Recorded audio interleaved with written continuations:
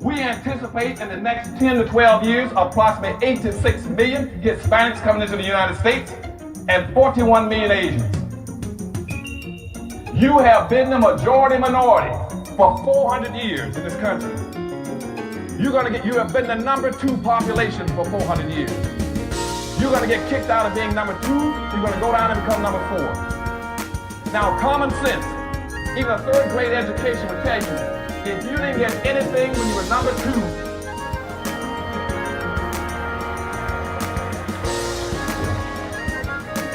you all jumped ahead of me, but anyway, you can guess what you're going to get when you become number 4. President Biden, do you support reparations? Well, I mean, since I haven't spoken on this, got a chance. Number one, the reason we're the country we are is because of immigration.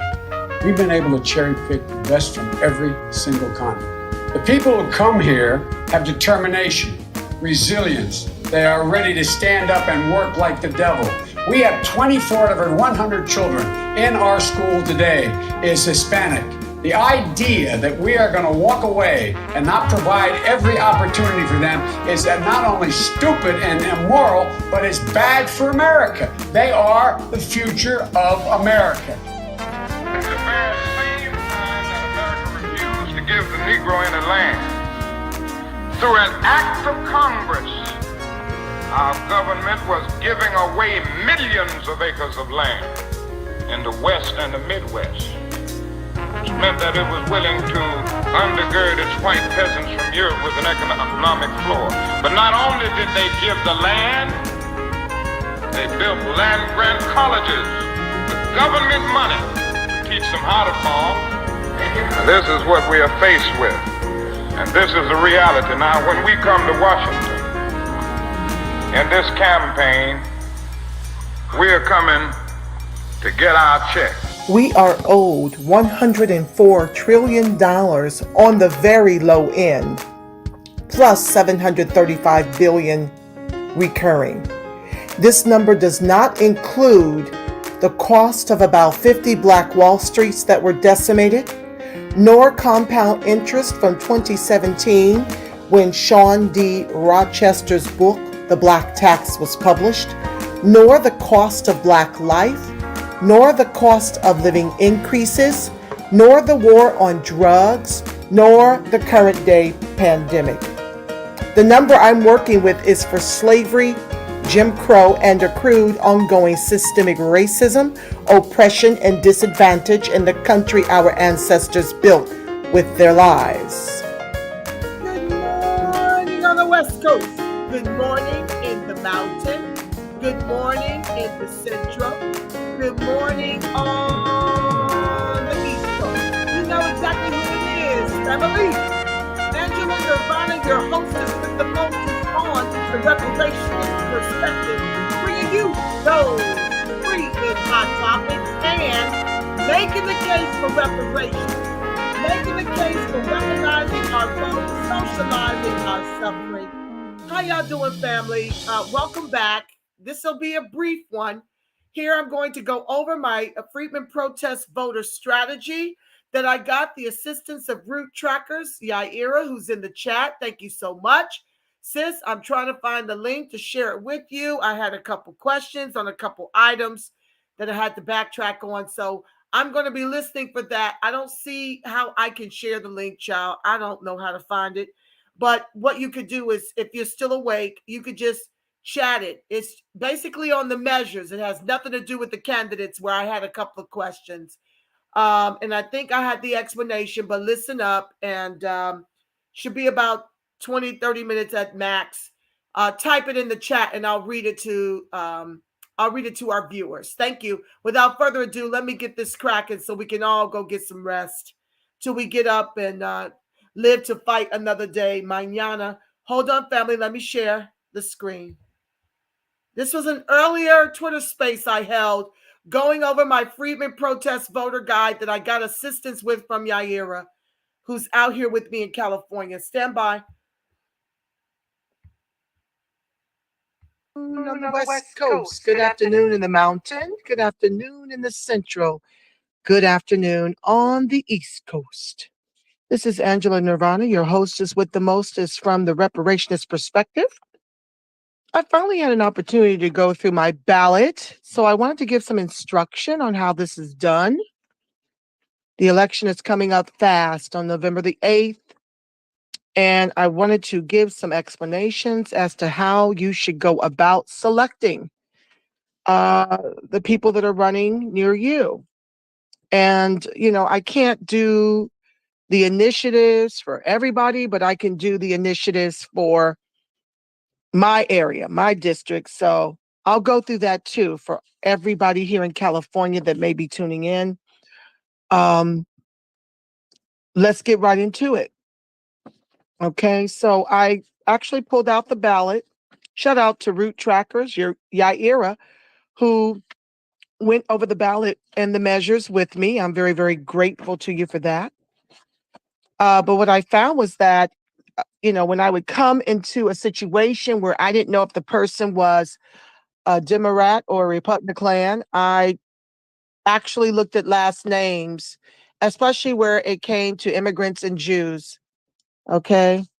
I definitely was a no to those and would go with the more American sounding last names. So let's go from the top. National election, United States Senator, full term, vote for one. We have Alex Padilla running as a Democrat. I chose Mark Musser running for Republican. Number 2, United States Senator, short term, unexpired term ending January 3, 2023. Alex Padilla was the Democrat. Oh, I chose Mark Musser. Okay, I don't know. Yeah, there's a short term and a full term. Mark Musser, the Republican, I chose twice. City local, Long Beach City General municipal election for the mayor. I chose between Rex Richardson and Susie Price. I chose Susie Price. Long Beach Community College District Member, Board of Trustees, Trustee Area number 3. I'm still deciding on that one because, once again, it doesn't state whether the candidates are Democrat or Republican. It's between Marion Case, who's an HR consultant, and Sunny Zia, Long Beach Community College District.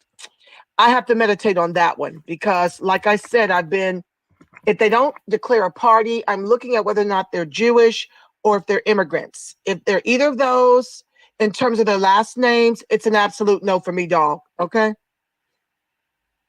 Hi. Hi, everything black. I see you, family. Thank you for joining me. I'm going over my ballot because folks want to know what this Freedmen protest voter strategy is all about. And so I'm going over my official ballot to actually share with people my Freedmen protest voter strategy voter guide, if that makes sense. So moving on, because I don't know, I got to go back and pray over Marion Case or Sunny Zia because they don't say whether or not they're Democrat or Republican. Thank you for being here, my love. Member of the State Assembly 69th District. Okay, we have Al Austin II is a Democrat. I voted for Josh Lowenthal, who is a Democrat because there are only 2 Democrats running in the 69th District. Josh got my vote because Al Austin is a council member / worker advocate, but Josh Lowenthal is a small business owner. So to me, maybe he's more of a right-leaning kind of Democrat if he's a small business owner. United States Representative 42nd District. I voted for the Republican John Briscoe. He's going against Robert Garcia. Now we've got a measure here to realign the city and the state election dates. I was yes on measure LBC. Okay, page 2. E, city local, Long Beach City General Municipal Election, measure E. Vote yes or no. I am a yes on measure E. Shall the Long Beach City Charter be amended to establish a police oversight commission and add a police oversight director to redesign city's police oversight and accountability through modified practices, including a director with authority to audit police department complaint investigations, review major use of force incidents, and make recommendations on police department operations, policies, procedures, and trainings, and the commission to provide feedback to the director, and which would replace the Citizen Police Complaint Commission. Absolutely, I'm a yes on Measure E. Measure BB, Long Beach water and gas consolidation. It's going to cut costs if they compile. It says here, shall the city charter be amended to merge the existing water, sewer, and gas utilities into a single publicly owned utility governed by the existing Independent Water Utility Commission, eliminate duplicative costs by consolidating like operations, improve customer service efficiency. I was a yes on Measure BB. I'm not going to read everything. Q, Long Beach Unified School District Special Election Measure Q, Long Beach Unified School District Classroom Repair, Student Health, Safety Achievement Measure. I was a yes on that one. Yes on Measure Q. Long Beach Unified School District Special Election Measure LBU, to realign Long Beach Unified School District and state election dates. I was a yes on Measure LBU. Water Replenishment District of Southern California, Member Board of Directors, Division 3. They had 3 different people running, and I can't tell if they're Democrat or Republican, so I voted for Mike Murchison, water infrastructure advocate. That's why he got my vote. When it comes to the sheriff, we all know that Alex Villanueva is the leader of the gangs here in the police department. So on the police force. So that's a no for me. I voted for Robert Luna. He's the Long Beach police chief to be the county sheriff. Okay. That's page 1, 2. Okay. Let's go to page 3. We're almost done. We're halfway there. Let's just put it like that. Judge of the Superior Court, office number 60. Now, this is where I had to get into English sounding last names. Okay. Because they have a lot of immigrants. And I remember when I was in my brutal battle for child support and custody, and this one Hispanic judge, she really did me dirty because she was in bed with my daughter's dad's defense. Well, he was the one that filed the claim. I didn't go to court for that. He went to court to get his child support eliminated. Epic fail. Me and my inner Christ were in that battling, and we won. In the end, it was a long, drawn-out battle, but I'll never forget the Hispanic judge who was in bed, pretty much because he had a Latina representing him, and so they were in bed together to defeat me, and she pretty much dragged out my process. It was a nightmare. So what I'm doing is, if I see immigrant last names or I see Jewish last names, it's a no for me, dog. Okay. So here in this case, they don't tell you whether or not the person is a Democrat or Republican. So these are the judges, right, that are going to sit on the Superior Court. And I'm telling you, these immigrants can be just as racist. I tell you guys all the time about Crayola white supremacists. So if you're in a position to select a judge, you might as well go America first. So here we go. Judge of the Superior Court, office number 60, was between Anna Slotky Reitano. I went with Abby Barron. Judge of the Superior Court, office number 67, between Fernanda Maria Barreto. I went with Elizabeth Lashley Haynes. When it came to the Judge of the Superior Court, office number 70, between Holly Hancock and Renee Yolanda Chang, I went with Holly Hancock. When it came to the Judge of the Superior Court, office number 90, between Leslie Gutierrez and Melissa Lyons, I went with Melissa Lyons. Once again, if you're just joining, I'm opposing every immigrant and Jew running for office, and I'm going mostly with Republicans to close the borders down here in California. When it comes to the Judge of the Superior Court, office number 118. Oh, and when they don't have what party affiliation, I'm going by their last names. The Judge of the Superior Court, office number 118, Melissa Hammond or Carolyn Jayung Park. Well, once I saw Jayung, I knew this person is probably Asian, so I went with Melissa Hammond. Judge of the Superior Court, office number 151, between Patrick Hare and Karen A. Bracco. I went with Patrick Hare. Now, when it comes to our county measures, County Measure A, yes or no? Charter amendment providing authority to remove an elected sheriff for cause, absolutely yes to Measure A. When it comes to C, County Measure C, Los Angeles County Cannabis Business Tax Measure. Shall the measure enacting a tax in the unincorporated areas of Los Angeles County on cannabis businesses at annual rates not to exceed $10 per square foot for cultivation adjusted for inflation, and a percentage of gross receipts for various cannabis businesses, including retail, 6%, testing laboratory, 2%, distribution, 3%, manufacturing, and for all other cannabis business, 4%, generating approximately 10.360 million to 15,170,000 annually until ended by voters be adopted. I am a yes on Measure C, a business tax measure. For the governor, it was between Brian Dale and Gavin Newsom. Now, you guys know that Gavin Newsom is intending to run for president, and he's the one that allowed all this illegal immigration down here. So it's a no. I know that folks are like, oh, but he's the one that vetoed Reginald Jones Sawyer, who was actually trying to extend the reparations studies for you guys and change the task force to race-based, members on the task force. He vetoed that at our behest. Oh, he signed AB 3121 in the 11th hour. Well, let me help you understand something, family.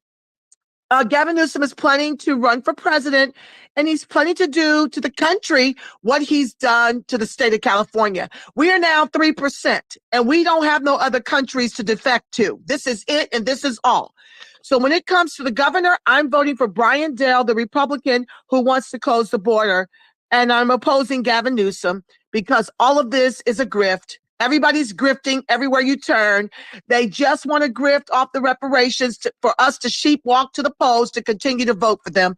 It's a no for me, dog. Okay. So that's a no. Brian Dale, the Republican, got my vote for governor over Gavin Newsom. Lieutenant governor is between Democrat Eleni Kounalakis and a Republican, Angela E. Underwood Jacobs. I gave it to the Angela E. Underwood Jacobs for lieutenant governor. Secretary of State. Okay, now this is interesting because the Secretary of State is currently Dr. Shirley Weber.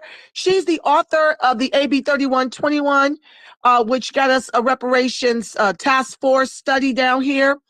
And she also fought really hard for us to get lineage-based reparations. So although she's going up against Rob Bernowski, who's a Republican, in this instance, I gave the vote to Dr. Shirley Weber because of her pushing to get us reparations here. So that's probably about the only Democrat I voted for. Page 4.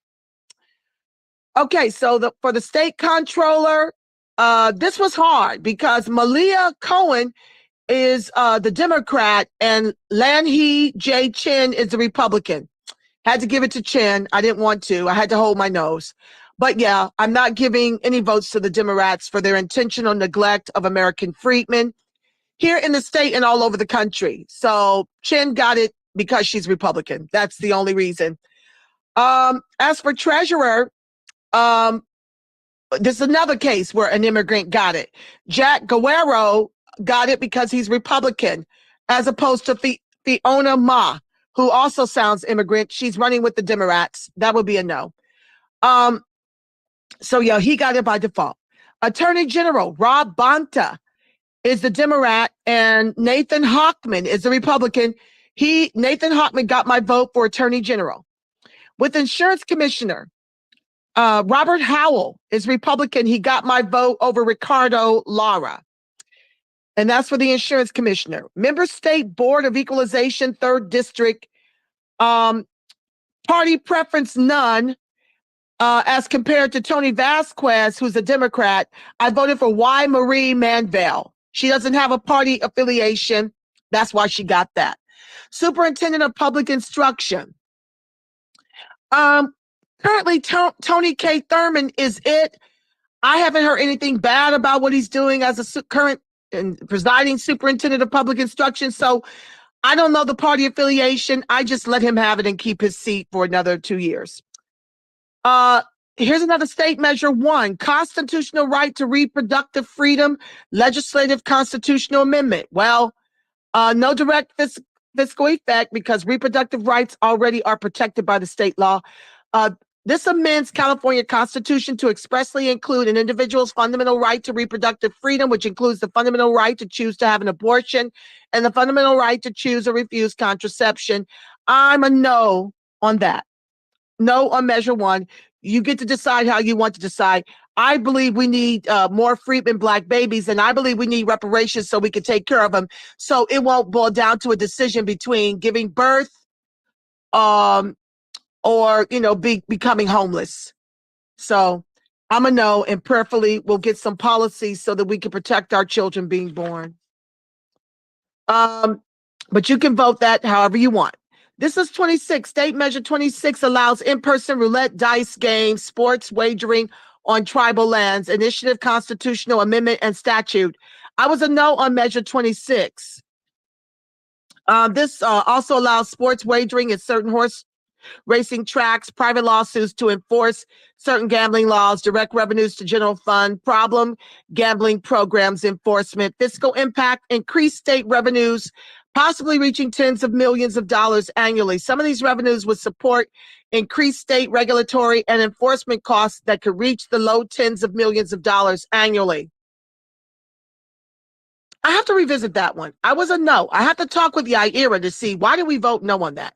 Sounds like if it's going to bring the state money, we need to revisit that one. So I'll go back. I'll put a check. Let me get my pen. It feels to me like we should be a yes, but we were a no. I got to figure out why we were no to that. I'm going to check that off. Okay, 27. Allows online and mobile sports wagering outside tribal lands, initiative, constitutional amendment, and statute. Fiscal impact, increased state revenues, possibly in the hundreds of millions of dollars, but not likely to exceed 500 million annually. Some revenues would support state regulatory costs, possibly reaching the mid tens of millions of dollars annually. So this allows Indian tribes and affiliated businesses to operate online mobile sports wagering outside tribal lands, directs revenues to regulatory costs, homelessness programs, non-participating tribes.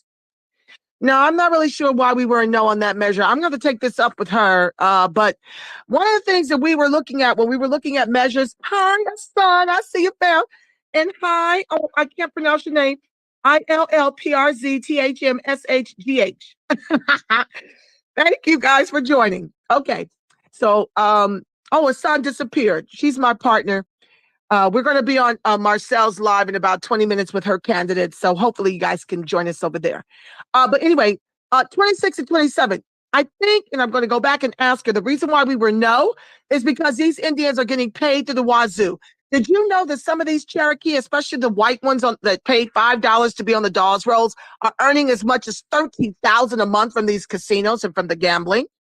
So I think that that's why we were a no, but I'm going to put a question mark by it so I can go back over that in my notes. I think that's why we were a no. 28, provides additional funding for arts and music education in public schools, initiative statute. Provides additional funding from state general fund for arts and music education in all K through 12 public schools, including charter schools. Fiscal impact, increased state costs of about $1 billion annually beginning next year for arts education in public schools. That's an absolute yes for me. I love the arts. I am a performance artist in my past life. I love the arts, and the kids should be able to have all of that back in the schools. Page 5 of 6. We're almost there, family. Hang in. State measure number 29 requires on-site licensed medical professional at kidney dialysis clinics and establishes other state requirements initiative statute. It requires physician, nurse practitioner, physician assistant on-site during treatment, requires clinics to disclose physicians' ownership interest, report infection data. This is still outstanding for me, family, because there's an increase to state and local government costs, likely in the tens of millions of dollars annually. So I've got to meditate on that one. No answer yet. State Measure 30 provides funding for programs to reduce air pollution and prevent wildfires by increasing tax on personal income over $2 million initiative statute. So it appears to me that they're going to be taxing the rich on this one. I was a yes on Measure 30. Measure 31, referendum on 2020 law that would prohibit the retail sale of certain flavored tobacco products. A yes vote approves and a no vote rejects a 2020 law prohibiting retail sale of certain flavored tobacco products. Fiscal impact, decreased state tobacco tax revenues ranging from tens of millions of dollars annually to around 100 million annually. Oh, I'm gonna have to meditate on that one. I'm opposed to the cancers that come with smoking. And so I was a no on this measure, but it is going to decrease our revenues and folks are going to be doing it anyway. I might want to be a yes on that one. I'm going to go back to that one, you all. Okay, State Judicial for Chief Justice of California. This is where I got busy saying no and yes. This is going to go real fast. They basically are asking yes or no for Chief Justice of California. Shall Associate Justice of the Supreme Court, Patricia Guerrero, be elected to the office for the term provided by law? Because she's a Guerrero, I was a no. That's a no for me, dog. The next person is for Associate Justice of the Supreme Court. His name is Goodwin Liu, L-I-U. Sounds like an immigrant. That's a no. Martin Jenkins is for the Associate Justice of the Supreme Court. Same question. Should he be elected to the office for the term provided by law? Martin Jenkins sounds like America First. I voted yes for him. Joshua Groban. Groban sounds like a Jewish last name. I'm very, very pissed about what's happening to Kyrie and Ye. So that's a no for Groban. Anything sounding like an immigrant or a Jewish, it's a no. And they were running for Associate Justice of the Supreme Court. Now, for Presiding Justice, Court of Appeals, 2nd District, Division 1, it's a Francis Rothschild. That's a no for me, dog. For Presiding Justice, Court of Appeals, 2nd District, Division 5, Lawrence D. Rubin. Rubin is definitely a Jewish last name. It's a no for me, dog. For Presiding Justice, Court of Appeals, 2nd District, Division 8, Maria E. Stratton. I don't know. Stratton is straddling the fence, so she got a yes because of her last name. I don't know if these people are Republican or a Democrat. They don't say. So that's why I went by last names. And this is what I'm advising you guys doing your ballots. For Associate Justice, Court of Appeals, 2nd District, Division 2, Judith Ashman sounds like it's bordering like a little bit of Jewish, but I said yes to her. Because, honey, it'll be no all over this little form if I don't vote for somebody, yes. Okay, so for Associate Justice, Court of Appeals, 2nd District, Division 3, Louis A. Lavin. Lavin sounds Jewish to me. That's a no. For Associate Justice, Court of Appeals, 2nd District, Division 4, Audrey B. Collins. Collins sounds like an American name. I was a yes for that one. For Associate Justice, Court of Appeals, 2nd District, Division 4, Brian S. Curry. I was a yes for him. Curry sounds like it might be European or America First, maybe. I don't really know. But he was a yes. For Associate Justice, Court of Appeals, 2nd District, Division 5, it was a yes for me for Lamar W. Baker. He might even be a brother. Lamar, yeah, that might be a brother. For Associate Justice, Court of Appeals, 2nd District, Division 6, Arnaldo J. Baltodano was an absolute no for me, dog. For Associate Justice, Court of Appeals, 2nd District, Division 7, John L. Segal. Like Steven Seagal? I voted yes for him. I really don't know what that name originates from, but it was a yes because I like Steven Seagal. And I don't think I don't know, he probably is an immigrant, but who knows? I said yes, so I'm going to leave it right there. For Associate Justice, Court of Appeals, 2nd District, Division 8, John Shepard Wiley Jr. Wiley definitely sounds like an American last name. I voted yes. For Associate Justice, Court of Appeals, 2nd District, Division 8, Elizabeth Annette Grimes. Grimes sounds like an American last name. I voted yes. And that's the end of my ballot, family. So I wanted to come on here for just a brief time before I go live with Marcel, pushing Stacey Hall, Republican mayoral candidate in Washington, D.C. I hope you guys can join us. I just wanted to show the people who really believe that my Freedmen protest voter strategy is super complicated It simply is not. The goal, this is a protest vote. We want to bring the Democrats to their knees for several election cycles for their intentional neglect of American freedmen. That is the goal. Party be damned. And most of the Republicans out here, they're mostly interested in closing the borders. So that's another reason. But we never get tangibles if we don't bring the Democrats to their knees for several election cycles. They're not going to continue to give us tangibles when they're replacing us with the immigrant class, replacing our votes with the immigrant class, and we're withholding the vote and suppressing our own damn vote. Talk about no tangibles, no votes. You're never going to get tangibles until you punish the Democrats for their intentional neglect of American freedmen. And we've got to punish them so long, family, that inevitably they'll be begging us to cut the checks instead of playing games and grifting off of reparations to keep us sheep walking to the polls. Because they have no intentions on ever giving it to us. I would venture to say we'd be more prone to get it from the Republican clans than we would the Democrats. And so once we show them the numbers, when you talk about a protest vote, you need critical mass to make an impact. It's not going to matter if the same people who voted last time for Republican are the same ones doing it again and the numbers don't move. We've got to let them see, number one, that we defected from the Democratic Party by claiming independence. I'm not party affiliated whatsoever. You know, you have to show them that. And then you have to show them with your vote for the Republican to show them that you will pivot in the interest of your line. Because if we don't show to the polls and Obama-style numbers come November 8th, I can promise you that these illegals, not the illegals, but the legal, which is 46 million of them, they're going to turn out the vote because they're the ones getting our reparations and protections. These illegals are coming over here driving 22 vehicles, child.